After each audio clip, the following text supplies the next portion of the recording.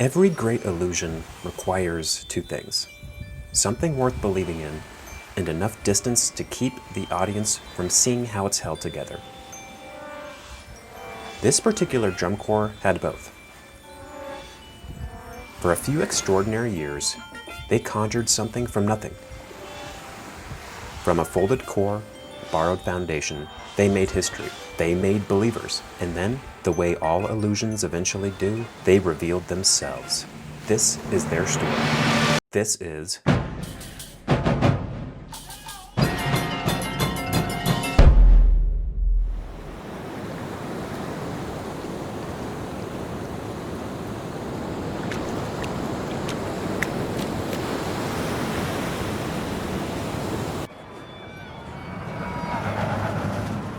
Florida is not where you'd expect a drum corps dynasty to be born. The drum corps world has always had its centers of gravity: the Midwest, the Northeast, Illinois, California. Florida was always a little bit outside all of that, geographically distant, logistically complicated. A place where talent was undeniable, but the infrastructure was always playing catch-up.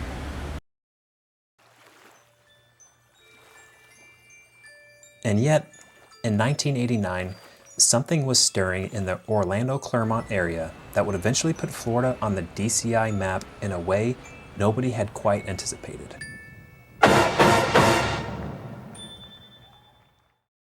But before we talk about what was being built, we need to talk about what had just been lost.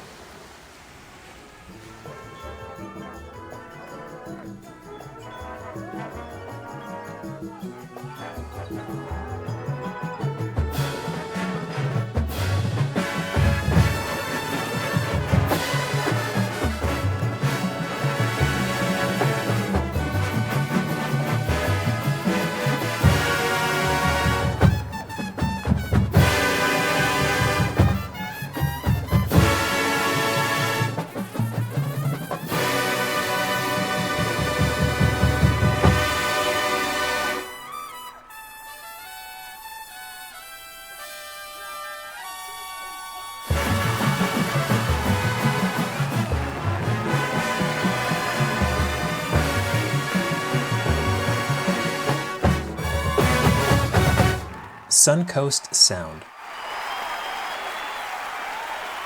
By most accounts, a legitimate force in the Florida marching arts. A corps that had cultivated real instructional talent, real organizational culture, and a genuine identity in a state that desperately needed one. When it folded in 1989, the same year the Berlin Wall came down, the same year a lot of things that seemed permanent suddenly weren't, it left a vacuum. But it also left behind people, staff members, educators, artists who had invested years of their lives into something that was now gone.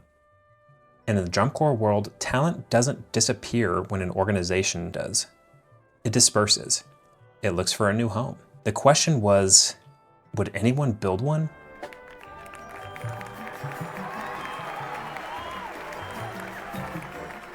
The Suncoast Sound was not a minor footnote in the Florida marching arts.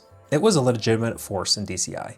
7-time finalist, a corps that had climbed from 40th place in its very first DCI appearance to 6th place in the world in just 4 years. The drum corps community took notice, and didn't stop noticing for the better part of a decade. The corps grew out of an award-winning band program at Largo High School, home of the Band of Gold, and made its first public appearance not at a regional show or a local competition, but in England, performing for the royal court at the invitation of Queen Elizabeth herself. That's not a typical origin story for a Florida drum corps.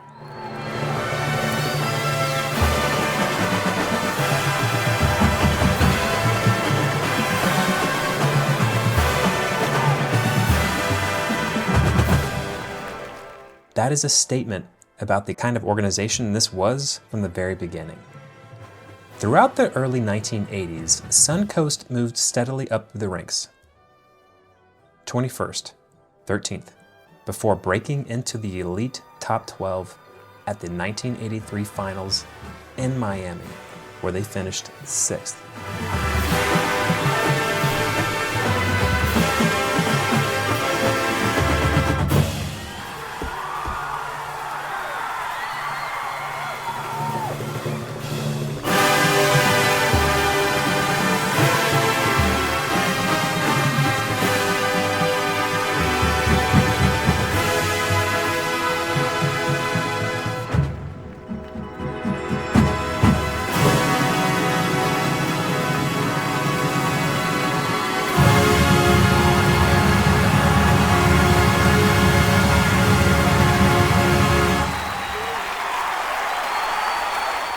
And they did it with a sound that was entirely their own.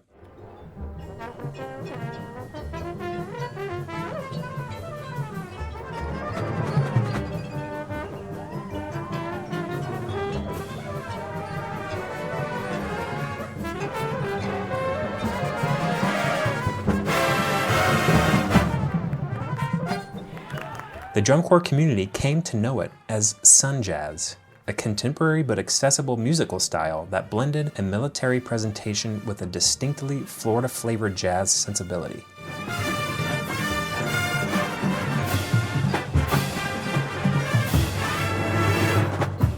It wasn't a sound borrowed from anyone.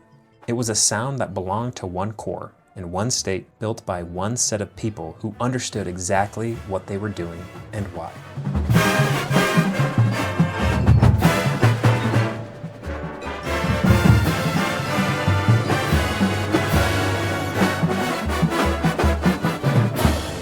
And threading through all of it, the arrangements, the program design, the particular way the brass spoke, was a single creative voice, a man whose name we'll come to shortly.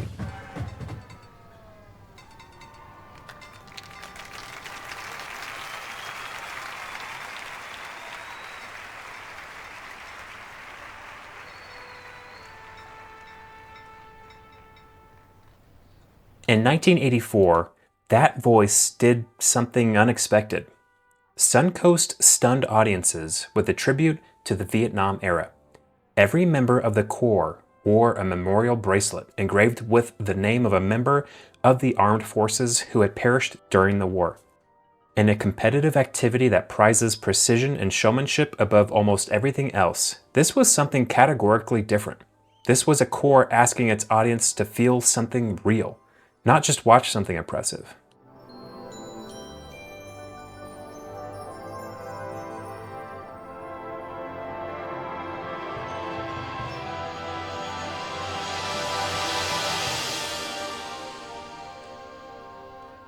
The response was overwhelming. It was Suncoast Sound, creating their identity, not just performing, but meaning something.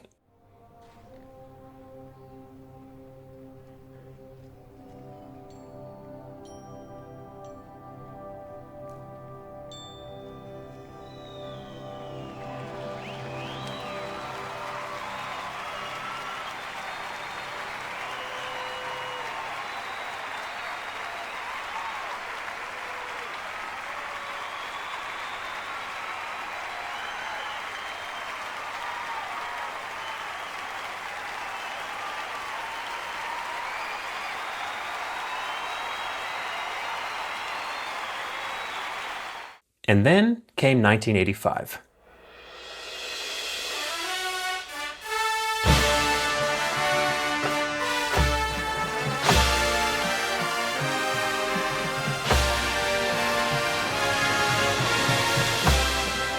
And the man behind Suncoast Sound did something that changed the activity permanently: the Florida Suite.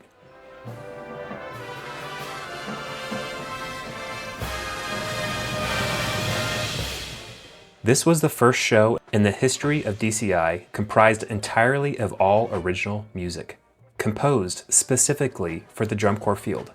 Not arrangements, not adaptations, not beloved melodies reimagined for the brass and battery.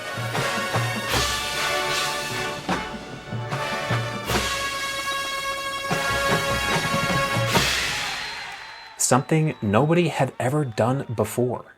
By some accounts, the early judging tapes from that season contained long stretches of unusual silence, because the judges were being asked to evaluate music that had no reference point, no comparable score to stack it against, no existing benchmark for what excellence in this form was supposed to sound like.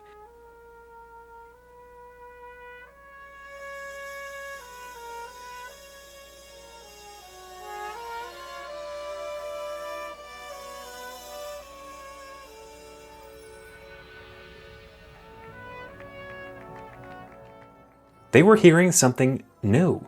The Florida Suite moved the Corps back to 6th place that year. And while fans of later eras might associate all original drum corps programming with other organizations or with other eras, it was Suncoast Sound that opened the door first in 1985 in Florida with a man whose name the activity would not soon forget.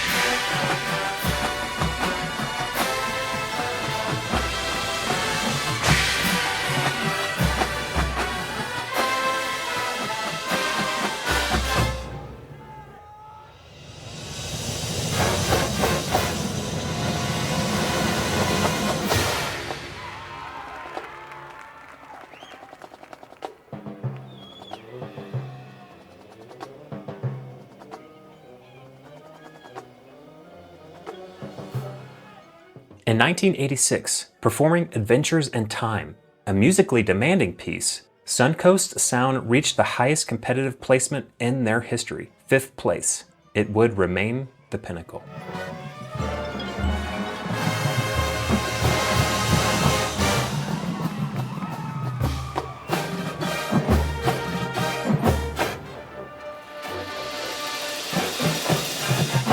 Through 1987 and 1988, the Corps continued pushing creative boundaries. My Fair Lady Our Way was a crowd favorite. And in 1988, the same creative voice behind the Florida Suite composed a second all-original program, a conceptual show exploring how children imitate adults and how adults, in turn, play children's games.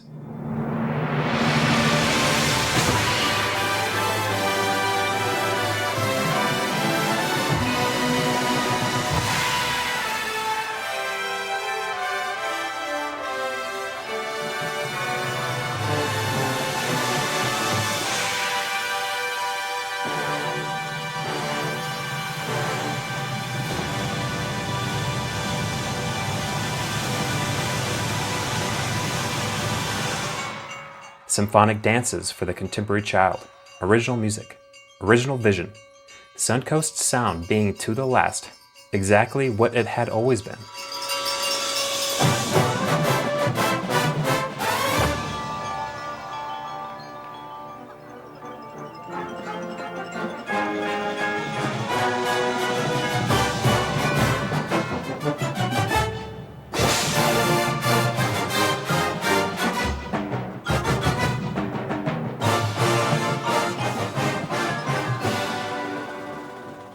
In 1989, they brought Florida Suite back, updated, reimagined, with a jazz modern barefoot color guard that made it feel new again.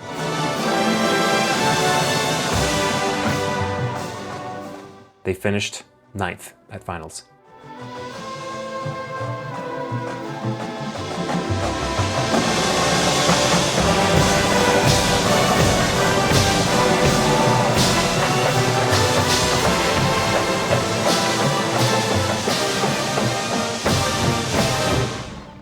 After that performance, they left the field. Not with a dramatic announcement, not with a farewell tour, not with any public acknowledgement of everything the Corps had built over the course of a decade.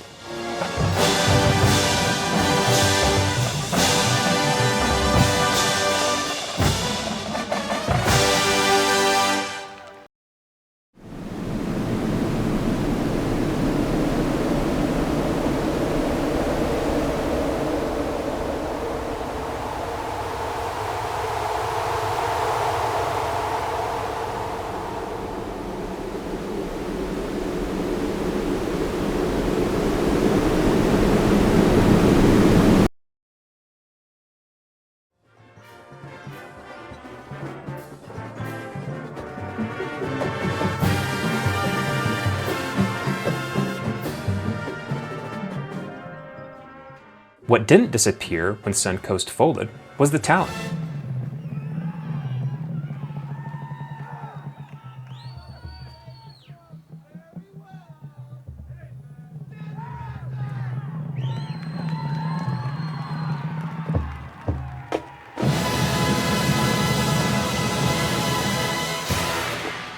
The institutional knowledge, the Sun Jazz identity, the commitment to original music, the specific way one man had always heard a brass line, had always understood that drum corps could be a vehicle for something more than competition.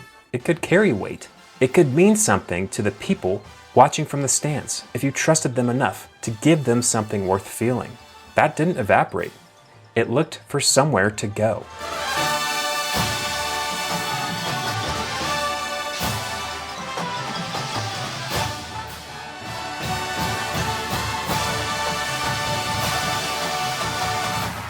And in the Orlando-Clermont area in 1989, someone was building a place for it to land.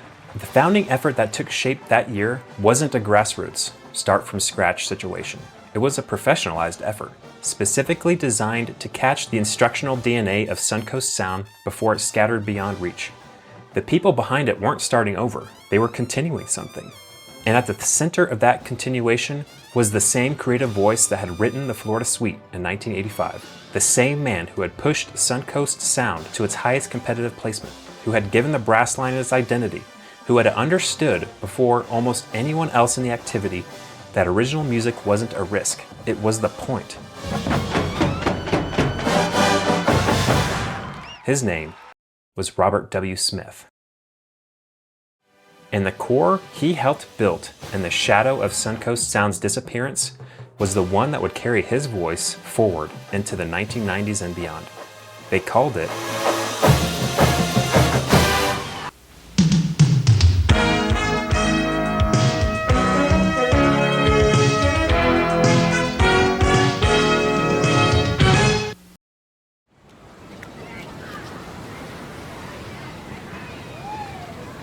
Magic Drum and Music Corps. Brand new organization started here in Orlando, Florida. It's basically a youth activity designed for kids. In this particular organization, roughly between the ages of 14 and 21. We have no lower age limit, but we do have a limit based on maturity because of the demands that are involved in our activity. Basically speaking, we'll be traveling around 13 to 15,000 miles this summer, and it's not really set yet. We're in the process. The tour's coming into focus now, but it still won't be set for another month or two. Orlando being the big draw that it is, we have some very unusual things happening for us, particularly as a first-year organization. The rest of the world hasn't heard of us yet. They won't hear of us really until the summer. And already the word is out, shall we say. We have right now anywhere between 2 and 5 kids, 2 that are definitely committed. They're going to be coming over from England. 3 kids coming down from Canada to march. We have kids here from Indiana. We have kids from Pennsylvania. Kids from Mississippi. It's not the dominant part of the Corps, obviously, but it does give us at least an idea of some of the national impact that we're already having. All right, coming up behind me right now is the Magic Drum and Bugle Corps from Orlando, Florida. Now, I ask you, how come they're in the parade and not me? Here they come. Why do I think the Magic of Orlando. The name itself is worth sitting for a moment. Magic, Orlando. There's deliberateness there. A nod to the city's identity as a place where spectacle is the native language. The Corps made its first public appearance not on a competition field, but at Walt Disney World, Easter Parade, 1990. Think about that as a debut. Not a regional show in a mid-sized stadium. Disney World. There's something almost too perfect about it. A corps called Magic, playing its first notes in the most manufactured, most deliberately magical place in the world. Whether that was strategic branding or a happy coincidence, it set a tone. This organization was going to lean into spectacle. It was going to reach for something bigger than the notes on the page. Later that same year, they stepped onto the DCI competition field for the first time, performing selections from Walt Disney's Fantasia, the full sweep of the 1940 film that had convinced the world that classical music and visual spectacle could do something together that neither could do alone.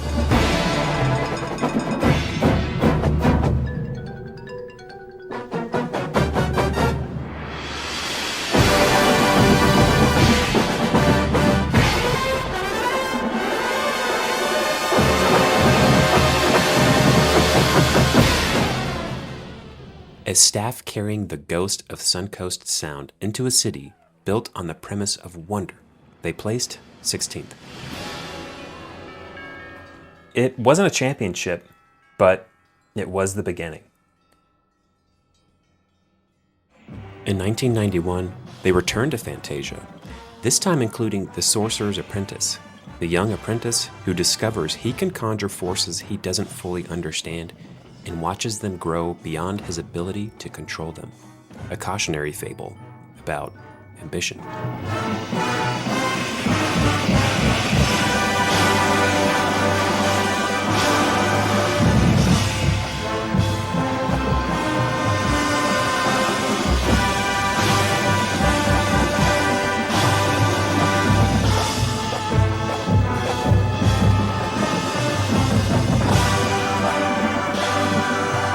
In 1992, they performed Music for a Darkened Theater. Still cinematic, still reaching for something larger than a football field. The Disney palette expanding into something with sharper edges. The first few years, their identity was forming. Not gradually, but deliberately. Show by show, season by season.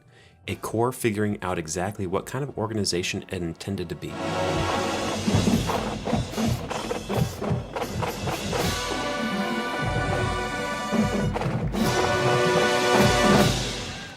In 1993, the Magic of Orlando performed the first of what would become 5 consecutive programs written and arranged for the corps by Robert W. Smith.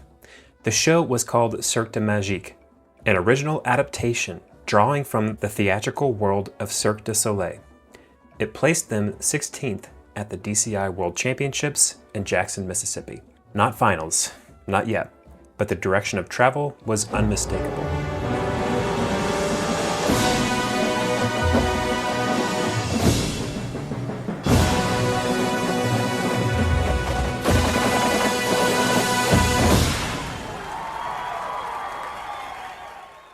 The circus had come to Orlando. And in 1994, it came back, bigger. Cirque de Magique, Part 2.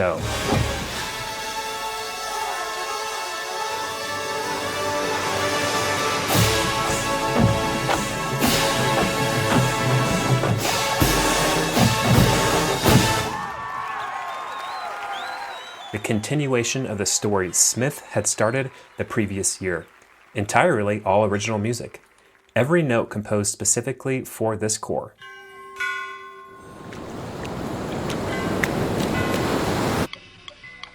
But this year, things felt different. This corps knew that it was destined for greatness. The competitive stakes were heightened.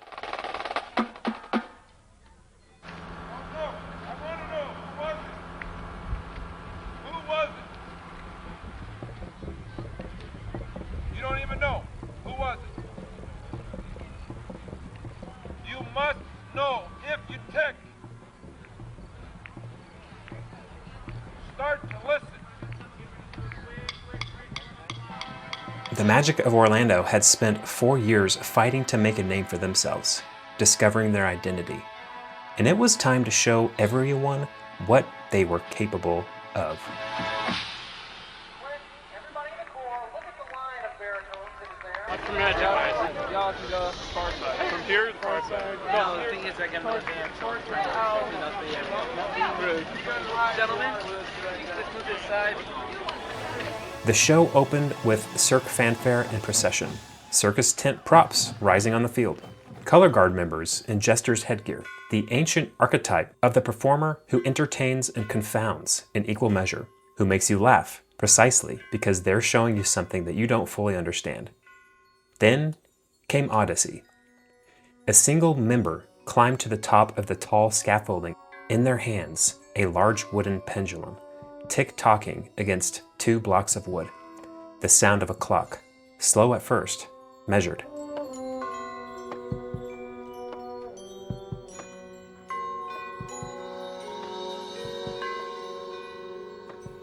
The battery underneath it building a repetitive bass drum heartbeat, adding, in the words of the people who were there, an Edgar Allan Poe-like tension to the whole thing.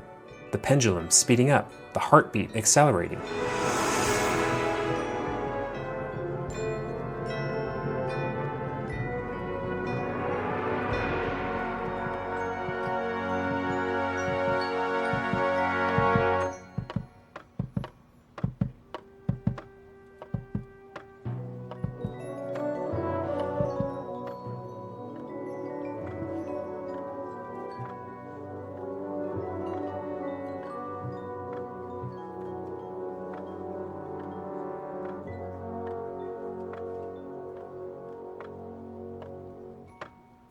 until the clock ran out of steam.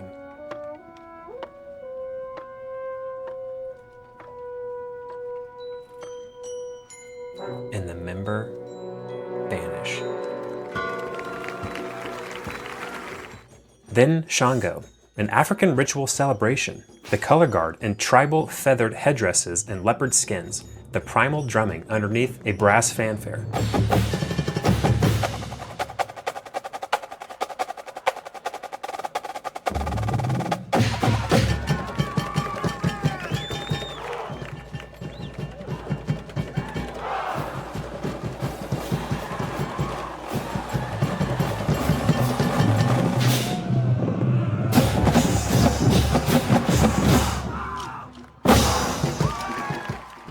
A corps member sacrificed to the gods, the audience not entirely sure whether to cheer or hold their breath. This is what Robert W. Smith was building in Orlando. Not just a competitive program, but a world, a complete theatrical universe that happened to exist on 100 yards of grass for 11 minutes at a time.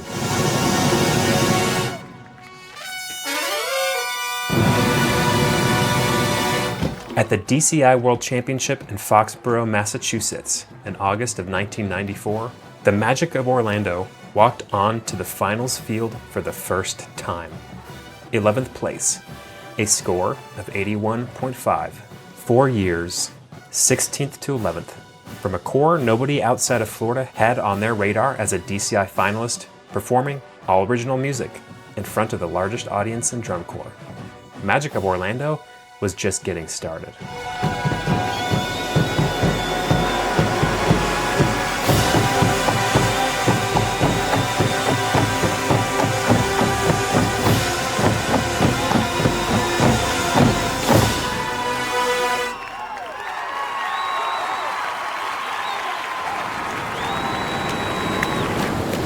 Like I said earlier today, I'm impressed with the job that you did this summer, all summer long, and how hard you worked. Let it be known that the 94 Club was the club that did the work. Okay, you made it happen, and thank you very much. I hope that you're very proud of yourselves because you should be. It was wonderful. Thank you very much, very much, very much, very much.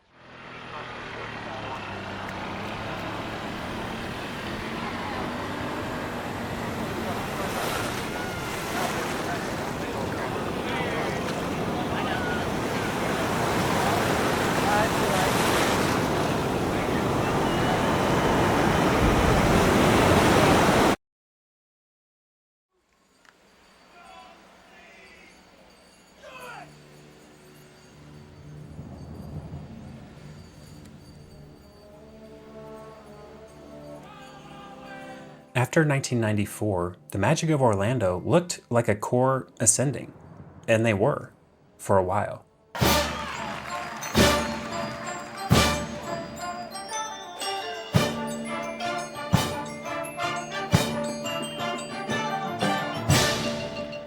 (1995) Danse Animalé, Buffalo, New York. Smith's second consecutive all-original program for the corps. The Animal Kingdom, rendered in brass and percussion.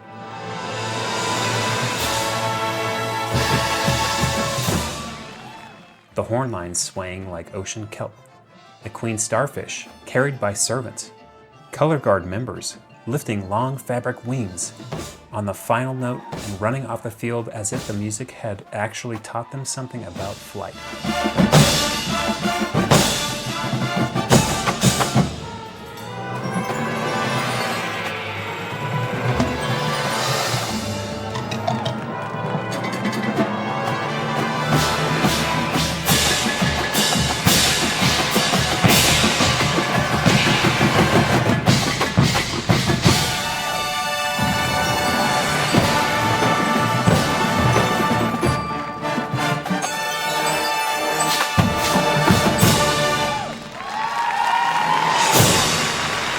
They finished 12th place, a score of 82.4.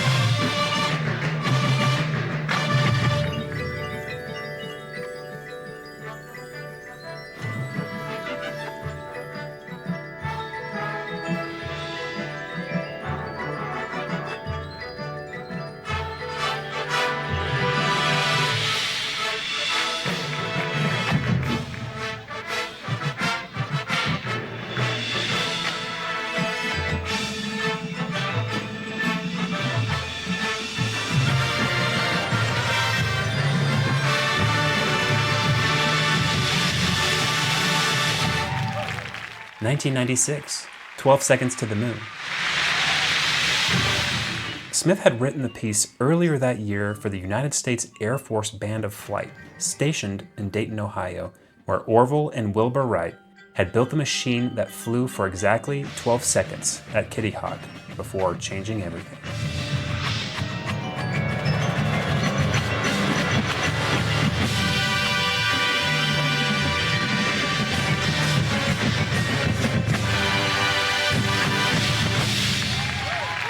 Smith traced the arc from that field in North Carolina to the surface of the moon. Mysterious opening sounds, Flash Gordon-like color guard uniforms suggesting the shape of dreams before the science existed to make them real.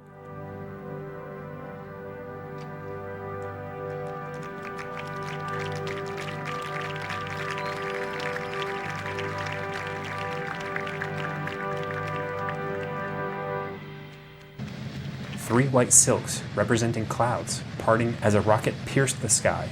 Loud drum rolls simulating booster engines in full takeoff.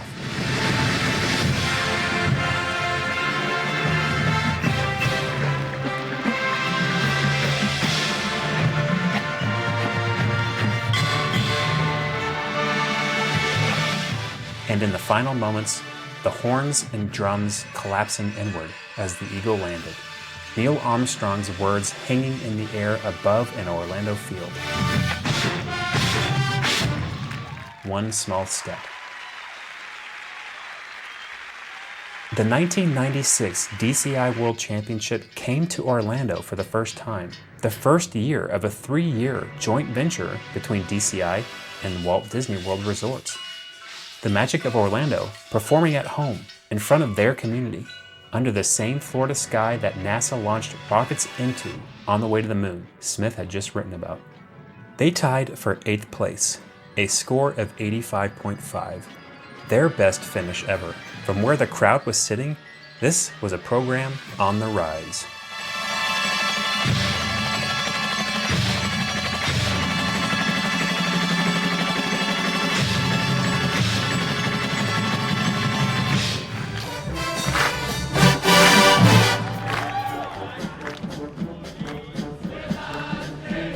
(1997) Finals returned to the Citrus Bowl for a second consecutive year, the 25th anniversary of both DCI and Walt Disney World being celebrated simultaneously in the city the Magic called home.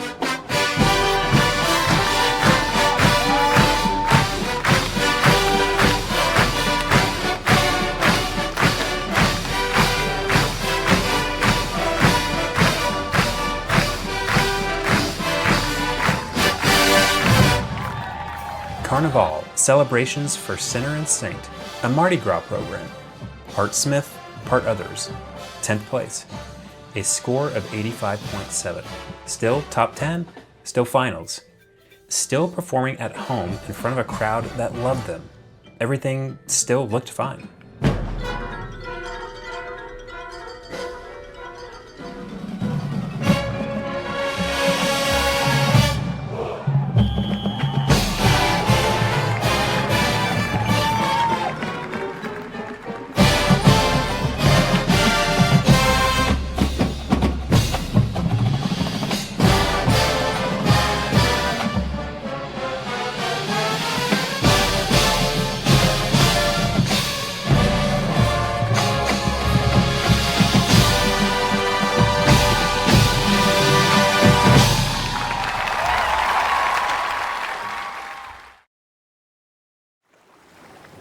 There is a quality specific to an undertow that makes it genuinely dangerous. The surface tells you nothing. The water above it looks exactly the same as water that has no pull at all. The same color, the same temperature, the same invitation. You can swim in it for a long time before you realize something has been moving you in a different direction, in a direction you didn't choose. By 1997, the Magic of Orlando had been swimming in their undertow for years. There was a geographic tax that had never really gone away.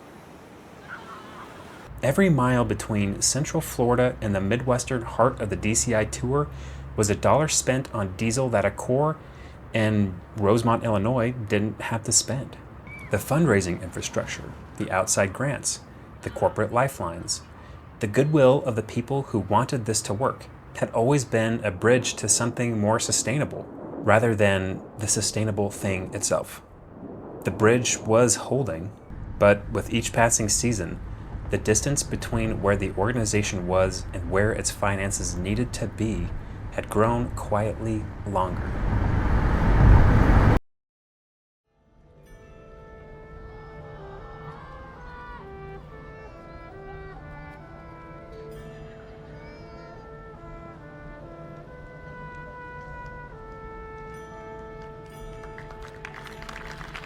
And in 1997, something shifted in the program that only became visible in retrospect. For the first time since 1992, the Magic of Orlando took the field with a show that wasn't entirely Robert W. Smith's voice. Carnival was part Smith, part others.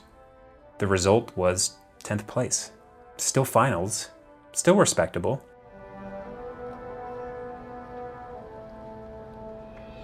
But the cohesion that had defined the 5 previous programs, that specific quality of a corps and a composer who had been building something together across consecutive seasons, was fractionally less present than it had been, almost imperceptibly, like sand shifting under a foundation, while the house above it looked exactly as it always has.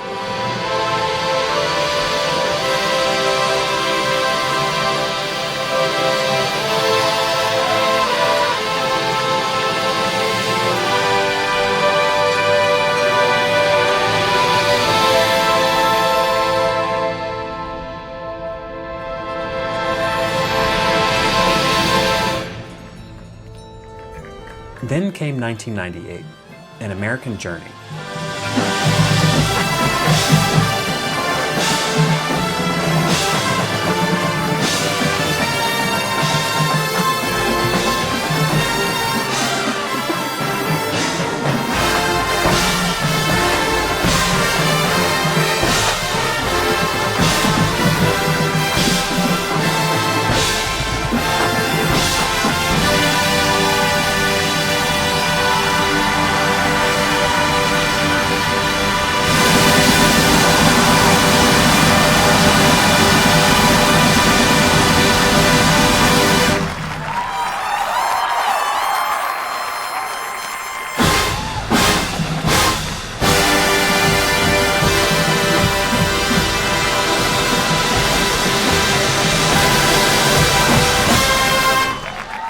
A program with no Robert W. Smith compositions for the first time in 6 seasons.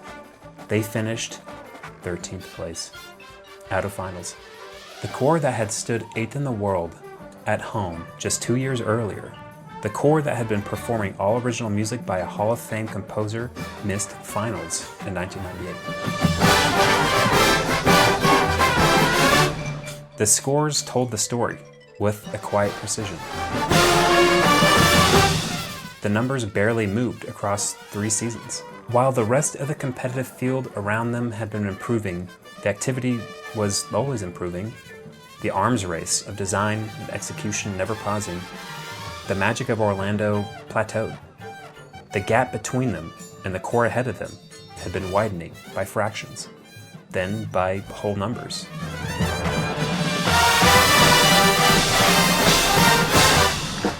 Then by enough that the finals line passed them over entirely. Observers watching that summer noted that the visual program had become sloppy. The precision that had characterized their best years, the confidence of a corps performing music that belonged completely to them, was harder to find on the field than it had been. When a corps starts slipping visually, the explanation is rarely just a design problem. Visual programs deteriorate when rehearsal time gets cut. Rehearsal time gets cut when money gets thin. Money gets thin when the bridge you've been building your financial model on turns out to be longer than anyone calculated.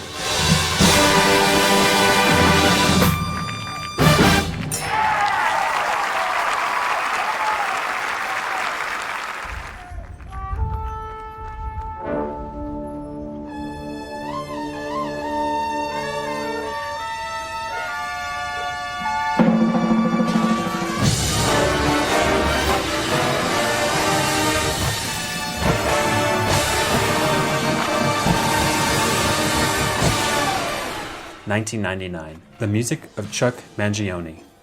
14th place. A score of 81.3. Lower than their 1995 number.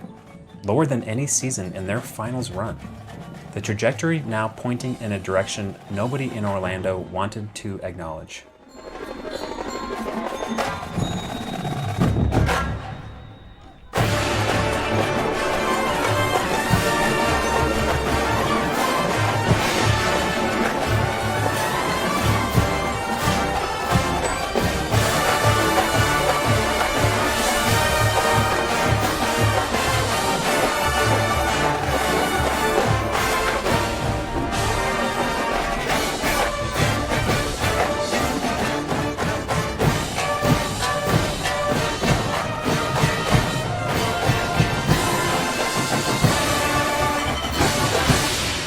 By any measure, 1999 was described by those close to the organization as the worst Magic had seen. The financial pressures that had been building since the early days, since before the geographic tax had been fully understood as a permanent condition rather than a temporary obstacle, had accumulated into something that a competitive season could no longer paper over.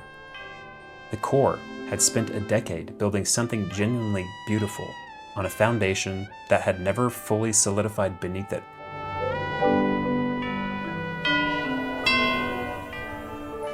The shows were brilliant. The music was original. The identity was real. And underneath all of it, the sand had been shifting in a direction nobody on the field could see or feel from where they were standing.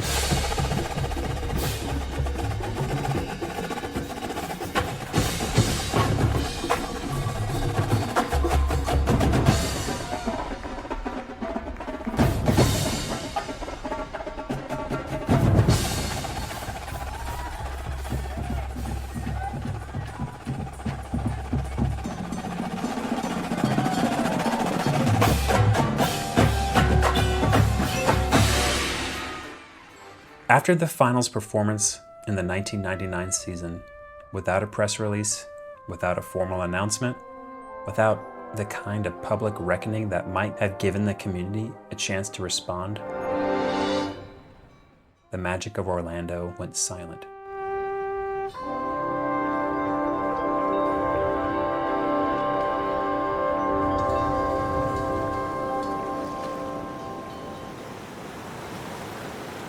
The current that had been pulling underneath everything they had built finally pulled them under.